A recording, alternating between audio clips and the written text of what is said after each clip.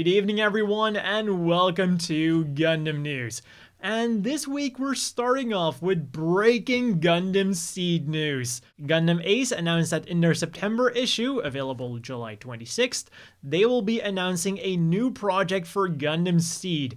But before you get too excited and think that it's going to be the Gundam Seed Destiny movie, there are two important things to keep in mind.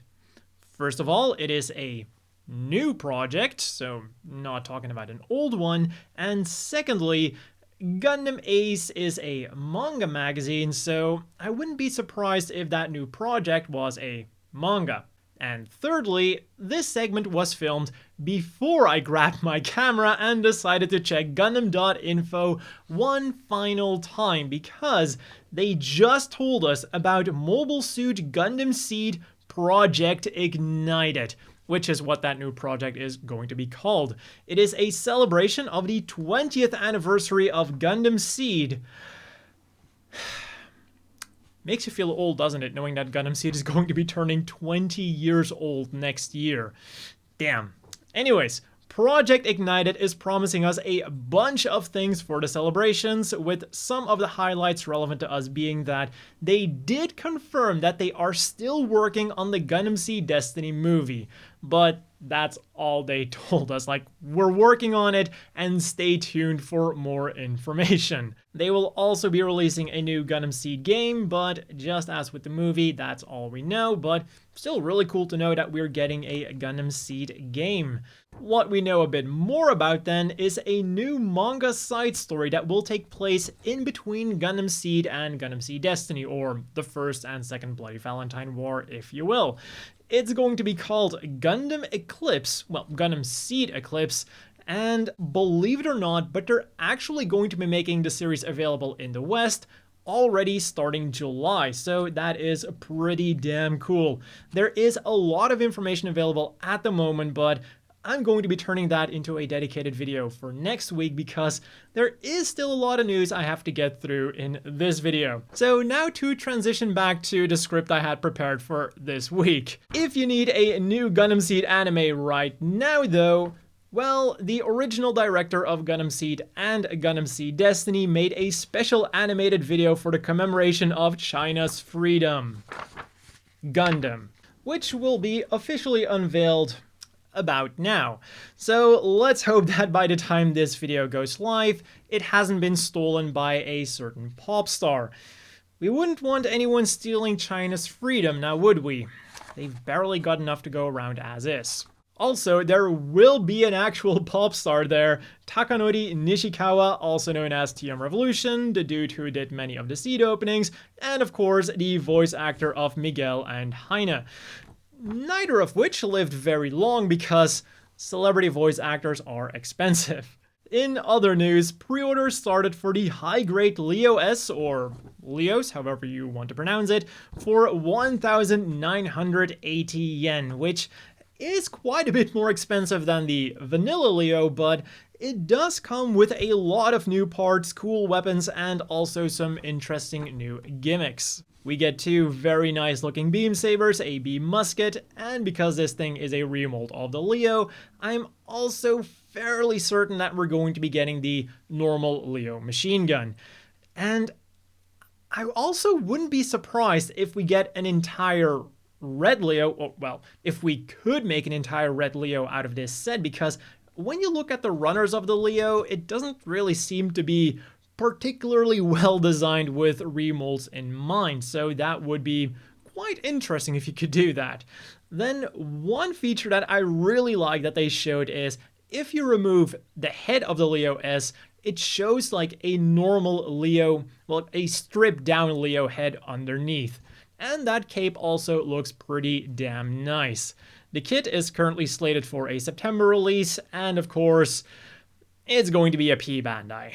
Which is not the case for the Robot Spirits Rigdom Zwei version anime. This thick boy will be jet streaming its way onto the scene in October, and starting June the 3rd, you can pre-order one yourself for 8,250 yen, around $80, which is quite steep, but fortunately it does come with quite a lot of stuff to justify that price. at least a little bit. There's the giant bazooka, a heat saber with both a deactivated and activated blade, a machine gun, 2 Sturmfaust, fuel tanks, and a bunch of hands. And in addition to that, it is also compatible with the various effect option sets for the Robot Spirit series. Moving on to the stuff we could get this week then, and there is some more good news for the Gundam Seed fans. The most impressive one was, without a doubt, the Metal Robot Spirits Force Impulse Gundam on the 22nd, which I will have linked down below for those who want to pick one up for themselves. And as with many of these Metal Robot Spirits figures, it's a remold of the normal Robot Spirits version, but they did upgrade it with many parts to make it stand out from the normal version. Most importantly for the Force Impulse, the head looks much sharper now, the backpack is completely redesigned also to have much better articulation than the normal one, and of course all of the joints now have die-cast parts because, you know, it's a Metal Robot Spirits figure. To complete the look then, it's also got a very sharp and shiny paint job with a bunch of markings on it too. For the accessories then, you basically get what you'd expect from a Force Impulse: the high energy beam rifle, folding shield, 2 anti-armor knives, 2 beam sabers with effect parts, and 1 Excalibur so you can take down that pesky Freedom Gundam. And then in addition to that, we also get a very nice looking custom action base for maximum posing possibilities straight out of the box. For 14,300 yen, around $114, it does have a price tag to match though. Then 2 days later, for 5,390 yen, or around $50, we get the fully featured Mobile Suit Gundam G-Frame X03 Perfect Strike Gundam and Skygrasper. And this really is the perfect Strike Gundam set. Not only can you have it as the perfect strike, but you can also have it as all of the individual parts, being the Ail Strike Gundam, the Launcher Strike Gundam, and the Sword Strike Gundam. And the spare packs then can be either mounted onto the Skygrasper or onto another G-Frame Strike Gundam you've got lying around. The only downside I can think about with this set is that it will need a little bit of painting here and there to be perfect, but that is easily forgiven with the inclusion of that soda-flavored piece of gum. On the same date then, we got even more G-Frame figures, G-Frame 13 consisting of Unit 1 Fulburnian, Buster Gundam, Zaku 2 F2 Earth Federation colors, and Zaku 2 F2 Zeon colors. All of them, of course, come as an armor set, which is the mobile suit itself with a static frame, and then as a frame set, which includes a movable frame, weapons, and other extras to make a whole mobile suit, basically. And as I've said with the announcement of this set, that kind of marketing ploy is already scummy enough, but here it's even worse because the Federation and Zeon Zaku F2 share the same inner frame set. Both of them are supposed to be using the Federation Zaku F2 inner frame.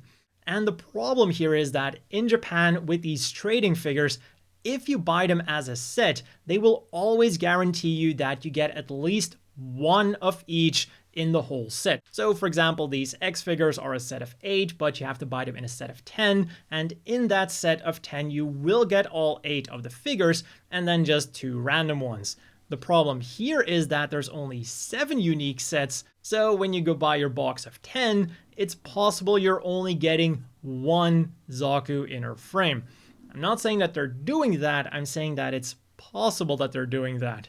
So I really hope they do the decent thing and include 2 Zaku inner frames with every box.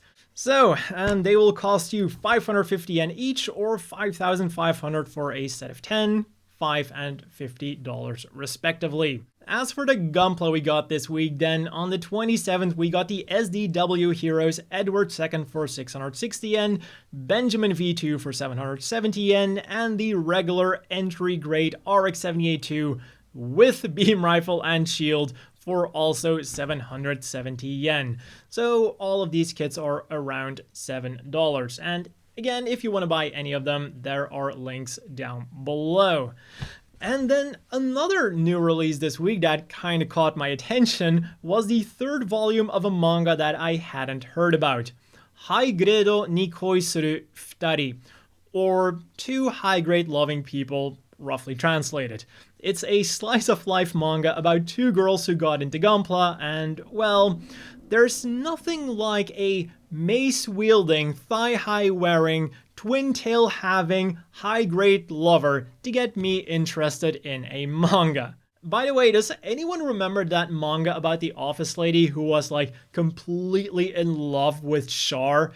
Because she would absolutely love this week's Gundam Apparel. It does say that it's a reorder, but some of the stuff here I hadn't seen before, so I really wanted to share it this week. Bunkore is offering us a Char custom duvet cover set for 7,150 yen, or like $70, a Char custom pillow for 4,400 yen, $40, a Char custom mat for as well 4,400, Char custom slippers, again 4,400 yen, a Char custom hoodie for 8,250 yen, $80, Char custom sweatpants for 6,600 yen, $60, and a Char custom t-shirt for 3,300 yen, $30. The t-shirt is slated for a July release and the rest for an August release. And the only thing I can say is just imagine all of those pieces of apparel, but now with a Char custom commander antenna on it. From Cospa then, we're getting some Hathaway's Flash merch in early August, which begs the question, is that merch going to be released before the movie or after the movie? Anyways, 3,190 yen, around $30, will get you either a White Sea Gundam t-shirt or an Indigo Penelope Gundam t-shirt, and 1,980 yen will get you a Black Mufti tote bag. And we're wrapping up today with another poll that has quite a significant majority, but I think you're definitely going to want to be hearing about this one. With the Real Great Wing Gundam releasing next month, Gundam.info is asking the fans which Gundam Wing mobile suit we want to see as the next Gundam Wing Real Grade. And the results are quite interesting. With 37 votes all the way at the bottom, we have the unfortunate Mogwinok. But it's not going to be all mass-produced models at the bottom, because the second from last is already a Gundam with 50 votes, the Shenlong Gundam, kind of making this the least popular Gundam, and, well, sorry for the Shenlong fans, but I do kind of agree with this sentiment. The next one, though, I do not agree with. 77 votes, the Death Scythe. Yeah, I was really hoping for the Death Scythe to be higher on the list. Then with 83 votes, we have the Sandrock, 99 votes, the Leo, doing pretty damn good, beating out 3 Gundams. The humble Leo is showing its force. Then 118 votes, we have the Altron Gundam, doing a bit better than the Shenlong Gundam. 192 votes, my man, the Heavy Arms, really good as well. And then barely beating out the Heavy Arms, at least at the moment, with 193 votes, plus my vote, the Taurus. I feel like the Taurus is one of those mobile suits that you don't really see a lot of because there's not really any, well, I wanted to say there's not really any model kits of it, but there are a few resin kits. There is that one limited model from a long time ago, which I wouldn't be surprised that a lot of people watching right now don't even know about that. And if you like go onto eBay, it's super difficult to find. And, well, it really is a limited model, so to say, in more than one way even, because it's really not worth finding either. But yeah, despite the lack of model kits and action figures, I do think the Taurus is a much more popular mobile suit than Bandai and Sunrise think, as evidenced by this poll. So that's totally one of the reasons why I voted for the Taurus. It might not win the poll, but it might tell them that, oh, this really cool looking black mobile suit is actually quite popular. Maybe we should turn it into a high grade instead. Then in second place, we have the Death Scythe Hell, and I don't know if this is a unpopular opinion, but am I the only one who prefers the normal Death Scythe over the Death Scythe Hell? Like, I don't dislike the Death Scythe Hell. The Death Scythe Hell is awesome, but I just find the regular Death Scythe to be even more awesome. But yeah, the number one, I think most people were completely expecting this. 1,114 votes for the Epyon Gundam. I mean, is anyone really surprised that the Epyon won? No. Nobody should be surprised by this. So, that is all for this week's Gundam news. As always, a big thank you to the Patreon supporters. I hope everyone watching has a great evening, and I'll see you all in a couple of days with that Gundam Seed Eclipse video.